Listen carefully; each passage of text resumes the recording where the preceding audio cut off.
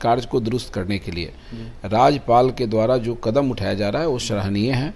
और जो भी बाधक बनेंगे विश्वविद्यालयों के बेहतर संचालन में, जो व्यक्ति बाधक बनेंगे, जो पदाधिकारी बाधक बनेंगे, राजभवन उनके विरुद्ध कठोर कार्रवाई करेगा। इसमें भी कोई दो मत नहीं है। चूँकि पाठक जी IAS हैं तो उनको नहीं समझ में आ रहा है, हम समझाएंगे। बिहार को चला रहे हैं, वो शिक्षा व्यवस्था में विभाग में अच्छा काम भी किए हैं। बहुत सा काम है जो उनका सराहनीय है। जो गलत काम होता है उसमें हम लोग विरोध भी करते हैं, लेकिन उनके द्वारा किए गए बहुत से काम हैं जो सकारात्मक हैं, सराहनीय हैं।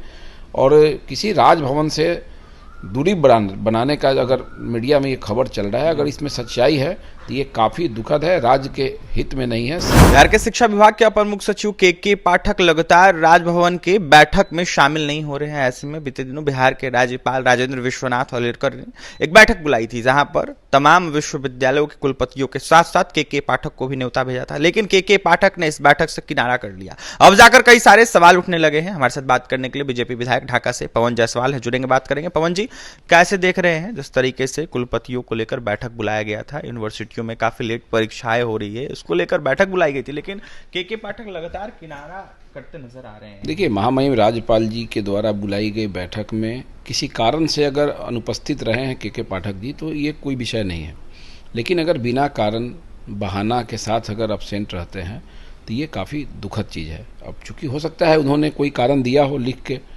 राजभवन को भेजा हो कि फलना कारण से हाईकोर्ट के मामले में या किसी मामले में नहीं रहने के कारण हम बैठक में भाग नहीं ले पा रहे हैं, तो ये एक अलग बात हो गया।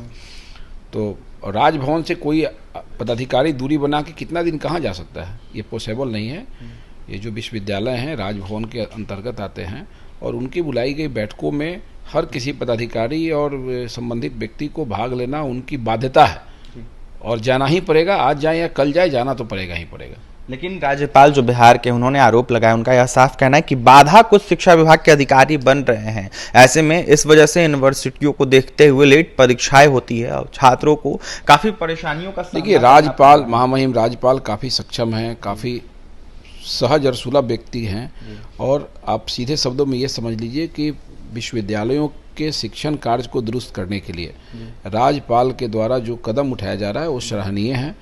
और जो भी बाधक बनेंगे विश्वविद्यालयों के बेहतर संचालन में, जो व्यक्ति बाधक बनेंगे, जो पदाधिकारी बाधक बनेंगे, राजभवन उनके विरुद्ध कठोर कार्रवाई करेगा। इसमें भी कोई दो मत नहीं है। क्योंकि राज्यपाल जी से कई बार हम लोग को मिलने का मौका मिला है, उनकी सहजता को, उनके सोच को, शिक्षण व्यवस्था को दुरुस्त करने के लिए जो रणनीति वो बना रहे हैं वो काफ़ी सकारात्मक है।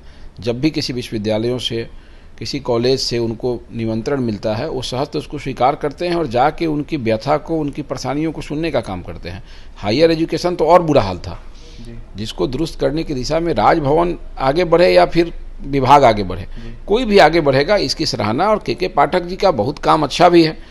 कारण क्या है कि इस प्रकार का मीडिया में आप लोग TRP के लिए इस प्रकार की खबर चलाते हैं कि सच्चाई है, ये मुझे नहीं मालूम है, लेकिन राजभवन की बैठकों को इग्नोर करना बिना कारण के कहीं से भी अच्छा संकेत नहीं है। के पाठक को बैठक में आने की जाना चाहिए आपके? अब ये के पाठक जी IAS हैं तो उनको नहीं समझ में आ रहा है, हम समझाएंगे। बिहार को चला रहे हैं, वो शिक्षा व्यवस्था में विभाग में अच्छा काम भी किए हैं। बहुत सा काम है जो उनका सराहनीय है।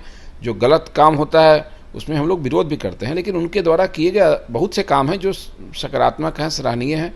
और किसी राजभवन से दूरी बनाने का अगर मीडिया में ये खबर चल रहा है, अगर इसमें सच्चाई है तो ये काफ़ी दुखद है, राज्य के हित में नहीं है, विश्वविद्यालयों के अहित में ये काम है। और इसकी जितनी निंदा की जाएगी कम होगा, अगर सच्चाई होगी तब। छात्रों के द्वारा जिस तरीके से सवाल उठाया जाता है लेट सेशन को लेकर, इसमें किस तरीके की सुधार की मांग करेंगे आप? राजभवन ने तो इसीलिए तो बैठक बुलाने का काम किया कि हम सबको बुलाएंगे, बैठाएंगे, उनकी बात को सुनेंगे और जो विलम्ब सेशन होता है उसको दुरुस्त करने के लिए जो भी रणनीति बनेगा, तो रणनीति केवल राजभवन के बनाने से नहीं ना बनेगा, विभाग का भी कोऑर्डिनेशन चाहिए।